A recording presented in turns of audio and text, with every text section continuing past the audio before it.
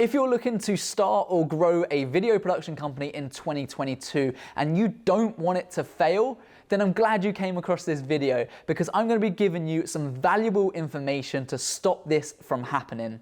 Throughout this video, we're going to be covering how to get noticed, how to actually make sales, how to create a predictable cash flow or a consistent income for your business. And I'm also going to be showing you a step-by-step walkthrough of how to find clients that are actively looking to buy your services through one of our strategies towards the end of this video. So grab a notepad, smash the subscribe button, and let's get right into this.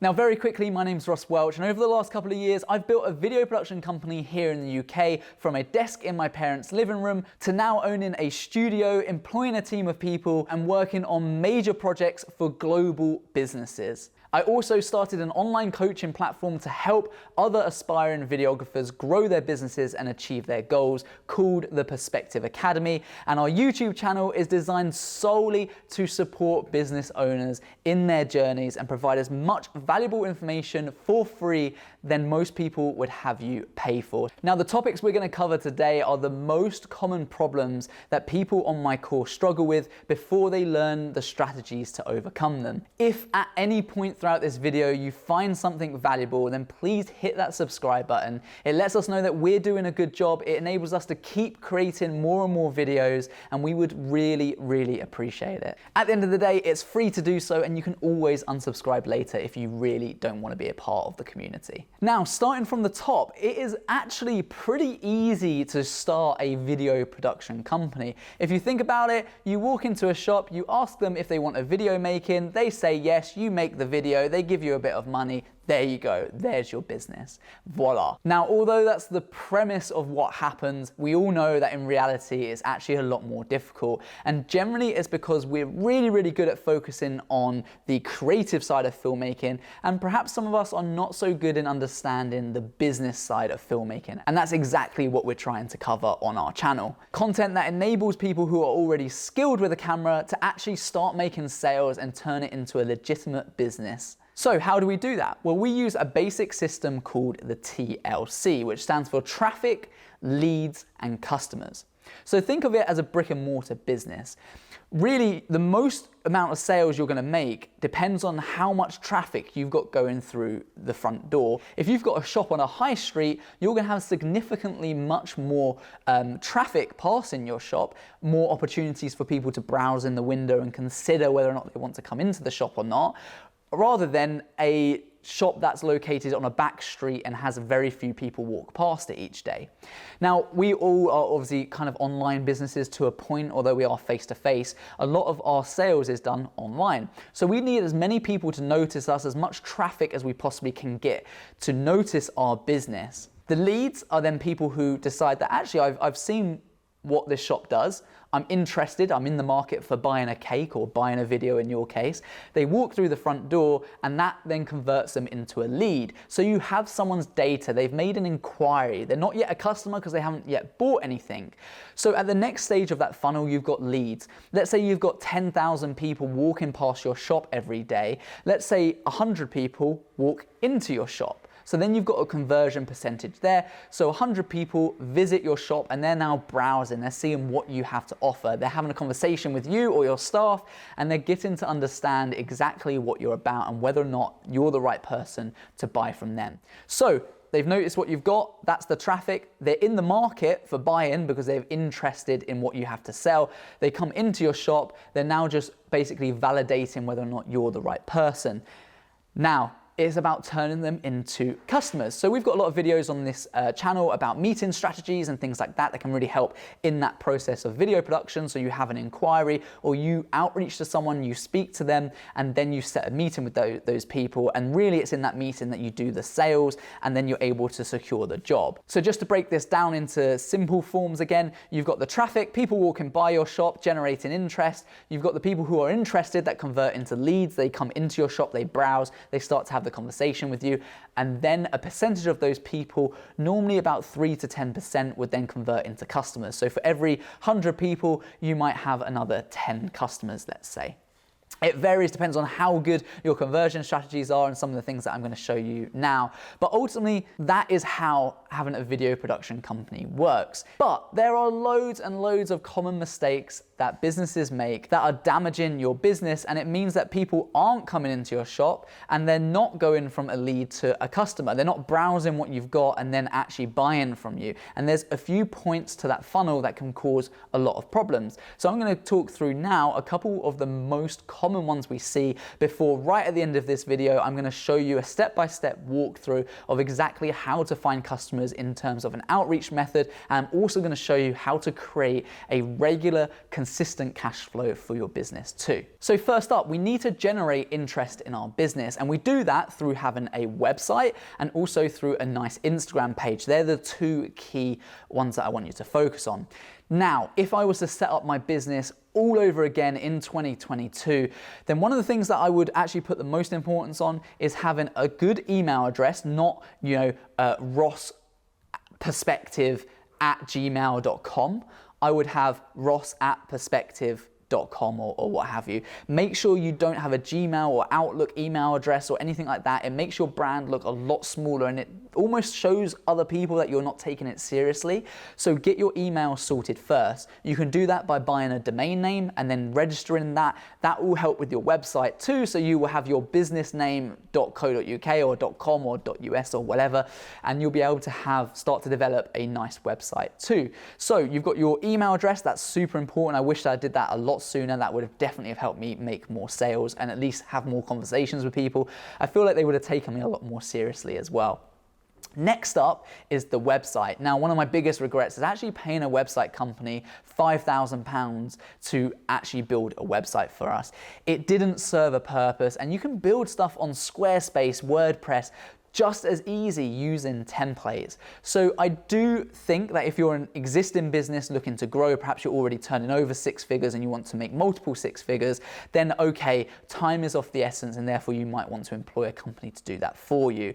However, if you're starting out, you're going to be tighter on budgets and you don't want to waste your money, you can spend that £5,000 a lot better elsewhere, trust me. So if I were you, I would use a template on WordPress or something like that to get a design together and make the website as much about you and what you have to offer and how you can help people. So when someone lands on your website, they should instantly know what it is that you do. Then after that, they should be thinking about, okay, how can I contact you? And also you're just validating the whole time that you are the people for the job. So put your best foot forward when it comes to your website. And that's a huge mistake that I made early on. And that's certainly something that I wouldn't make again if I started my business from scratch. So get yourself a good email address and a good website. And also jump in with the Instagram page. It's free. Make it look visually pleasing, because when you outreach to people later on and they come and check out your Instagram page, you don't want it to look really amateurish and really boring. Make sure you fill it with high quality content. Put out the work that you want to attract. Next up, I would seriously consider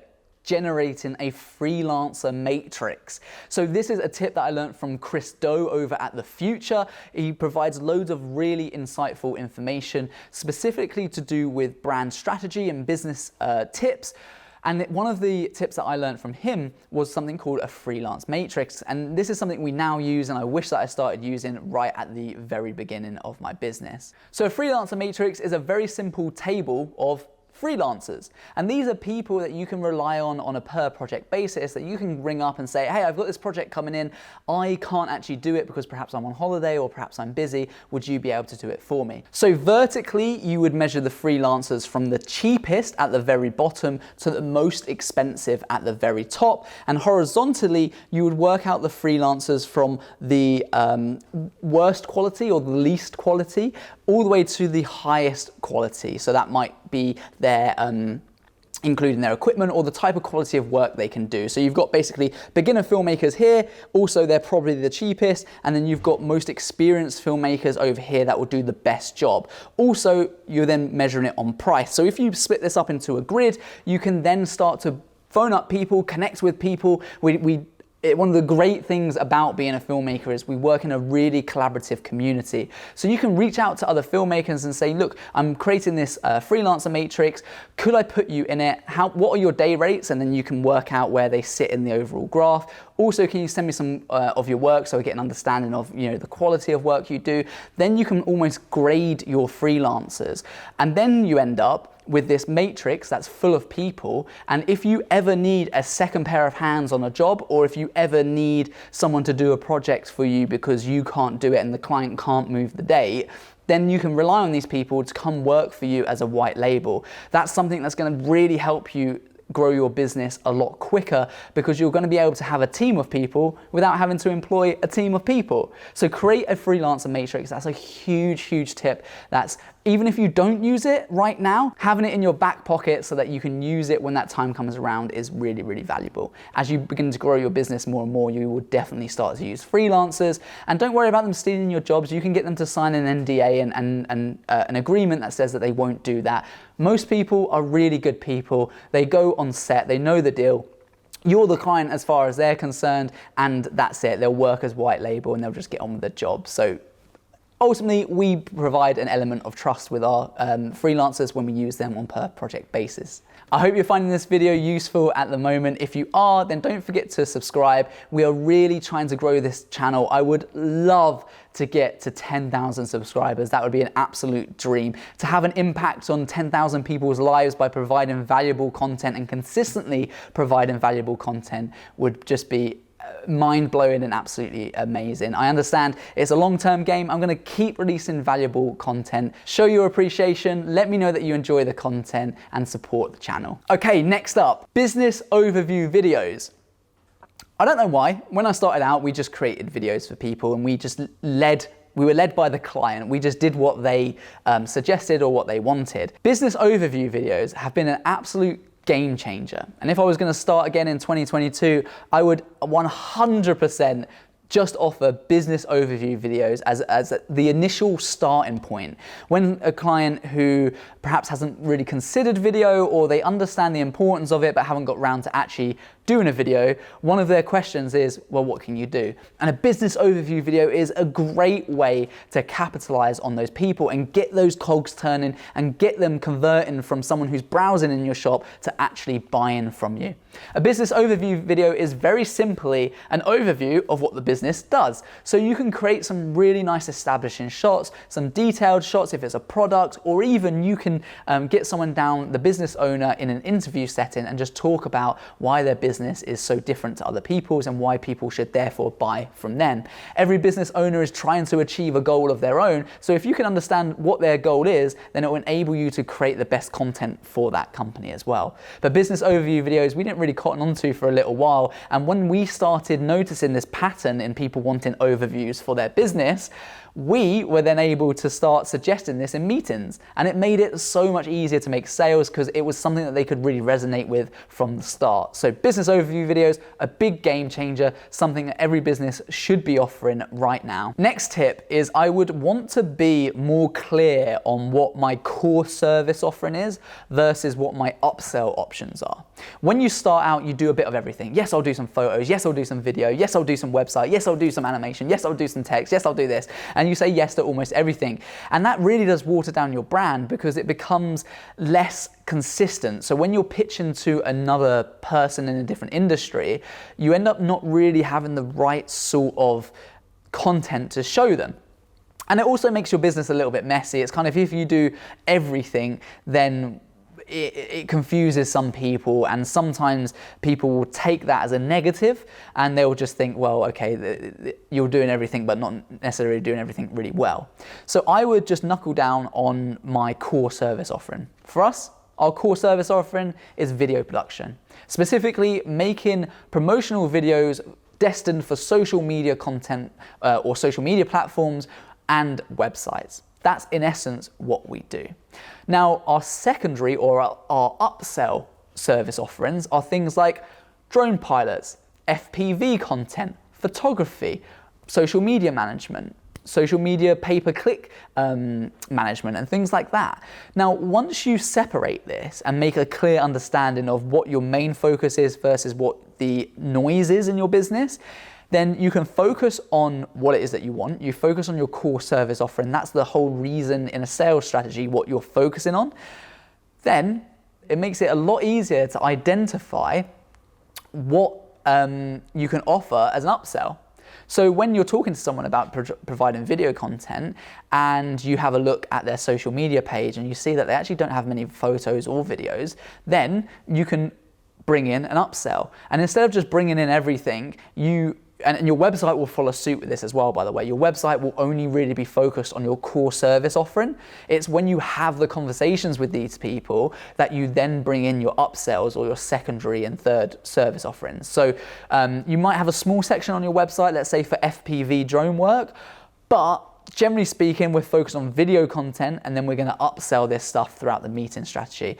And that will help, that tip alone will help a lot of small growing businesses or people who are looking to start a video production company to actually action this stuff and actually start to capitalize on it and make it a lot clearer to not only the customer, to themselves as well, what it is that they're setting out to do. You're setting out to create amazing content through videos.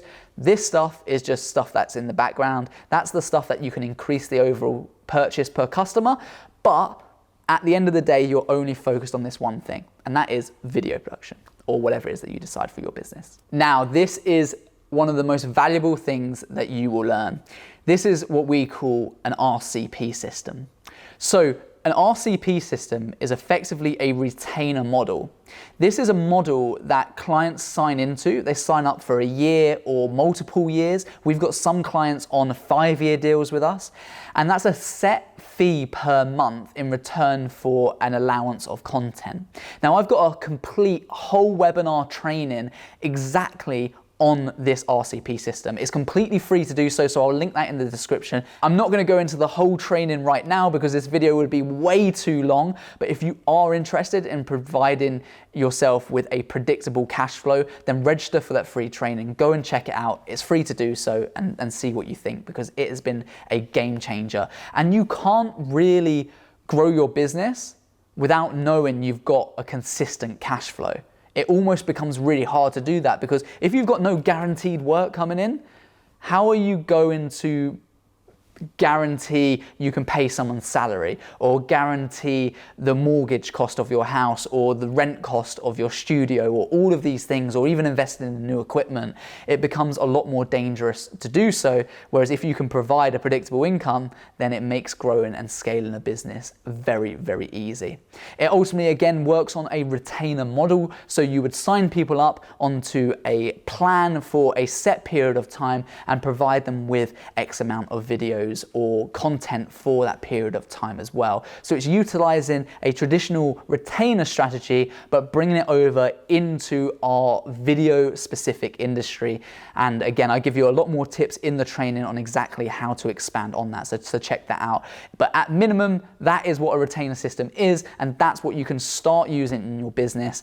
We noticed that as soon as we utilized that in our business, we were able to scale it to the moon. We were able to grow so quickly, and we've done this same system for our other businesses too that I currently run. And guess what? If I was going to start a video production company all over again, I would start with that. That is the number one thing I would start with, and it would help accelerate your growth exponentially. I didn't figure this out for about a year, and then when we started doing it, we signed 6 clients in the space of a few months. That's 6 clients paying us for a year regularly every single month, and that's what was enabled us to grow, scale our business, move into a studio, employ a team of people, and work for global clients. Now, before I move into the final few tips, you've got 5 seconds to hit that subscribe button. If you have found anything valuable, if you are still watching, then show your appreciation and support. We'll only continue making videos if there's a demand for it, so please subscribe to the channel. Leave a comment below letting us know what you thought of this video. If there's any tips that you found particularly useful, useful, and I reply to absolutely everyone, so please let me know below, and don't forget to hit that subscribe button. Over 80% of people who watch our content aren't subscribed, and it pains me because we're giving so much valuable information away. So many people would have you pay thousands for this stuff, and I'm just giving it to you. Even the smallest of businesses are moving more and more into social media advertising, and they're whether it's organic or it's paid, and they're starting to understand the importance of video content over photo content as well. So one of the other things that I would start to offer businesses would be some kind of social media management. You all know how to use social media, you're on YouTube right now. And if you don't know how platforms like Facebook or Instagram work, then you can very, very easily learn that. Now, I'm sure you absolutely know how those platforms work. So let me show you this. If you know how to post and schedule content on a Facebook business page, do you think that you can free up a business's time by taking that off of their hands and offering that as a service?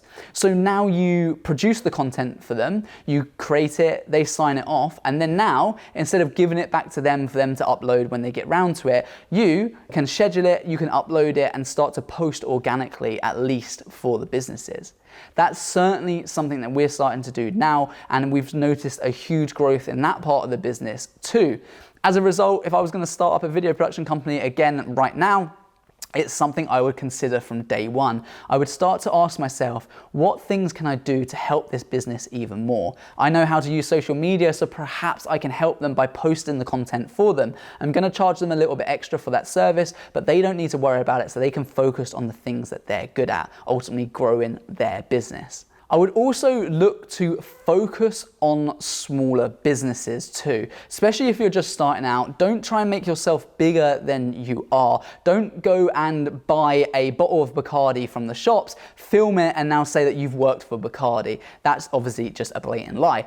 And people can often tell this because it'll be shown in the quality of your work compared to, let's say, a Bacardi advert versus the advert that you've put together. Now, what you're better off doing is just focusing on small businesses. Focus on small businesses that can grow with you and that can absolutely, over time, enlist your services more and more. And as they make more money, they'll send more money your way because you'll be growing your business too, and your quality of work will increase. So don't be worried about working for major brands from day one.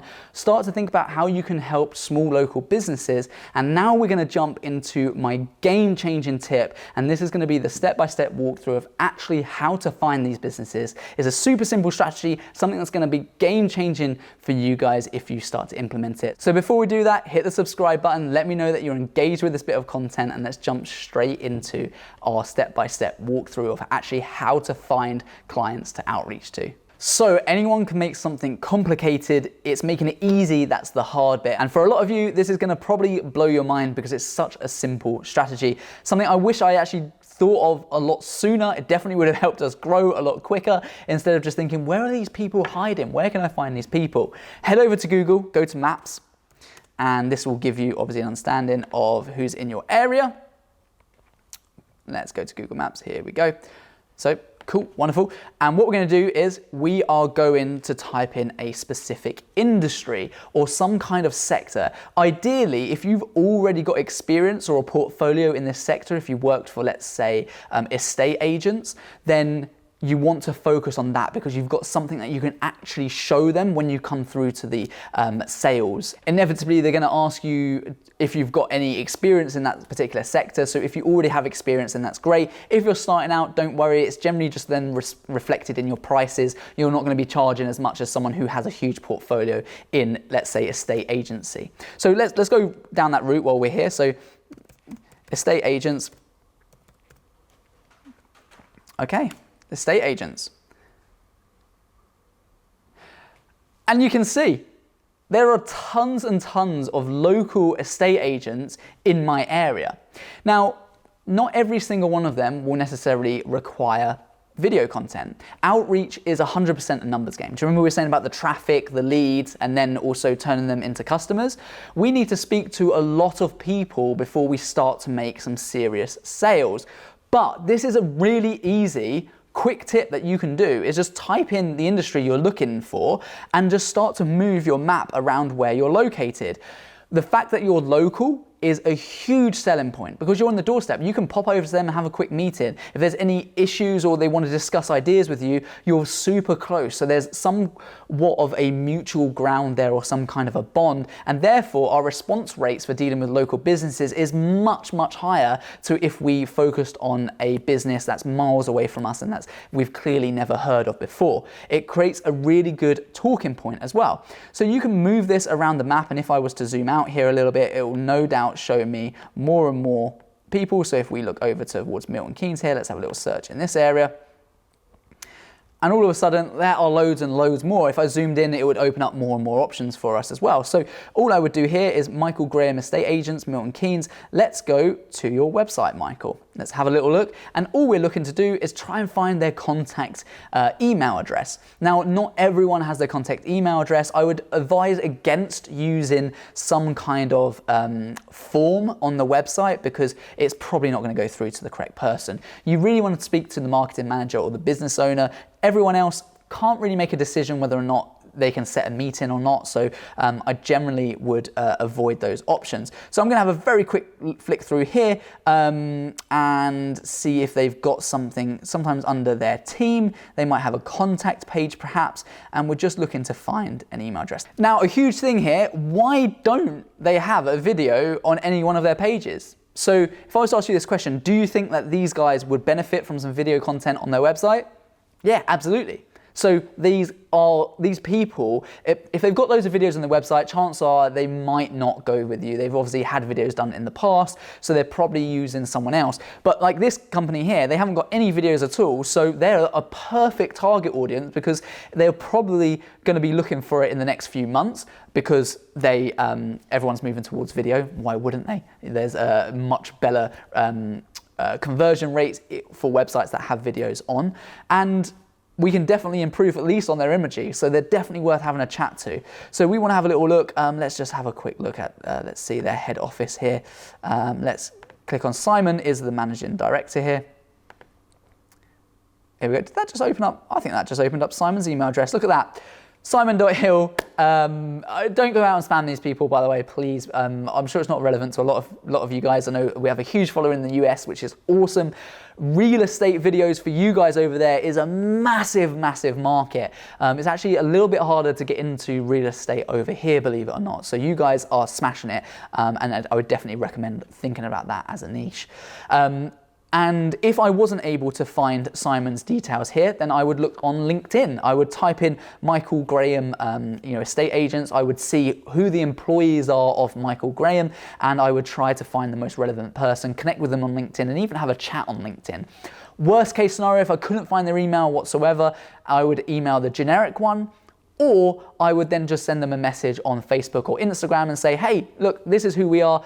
We'd love to have a chat with you to see if we can discuss improving your social media feed or improving your website with some video content. And just something as simple as that. All you want to do is set a meeting. You don't want to sell them all of your services in the first email. You just want to warm them up. You want to say, hey, interested in working with you guys. Can we have a little chat? We think there's loads of improvements that you can make. And that's a really strong thing. This is something that I don't know why, it just seems to take us absolutely ages to figure out. But in the space of, 5 minutes there, I've been able to go into here and I'll just do this for every single estate agent, every single one in my surrounding area within a radius of where you're located. And then I would simply go through to the website, continue to find their email addresses and outreach to every single one of those. Again, it's a numbers game. You need to be having as much traffic passing your shop front as possible. You need to be putting out nice content on your website and your social media pages to then attract them into your shop, to get them to want to have a conversation with you. And then it's just a case of having a really good meeting with them, providing the solutions to their problems, helping them grow their businesses, and therefore you'll end up with more customers. If you like this video, then make sure you check out this one right here. Loads of relevant information on how to get clients, and we expand more on some of these methods to actually get you more paying customers. Or take a look at this video right here about how to create the best meeting strategy. So once you actually set a meeting with some of these people, how can you then turn them into customers? Until next time, peace.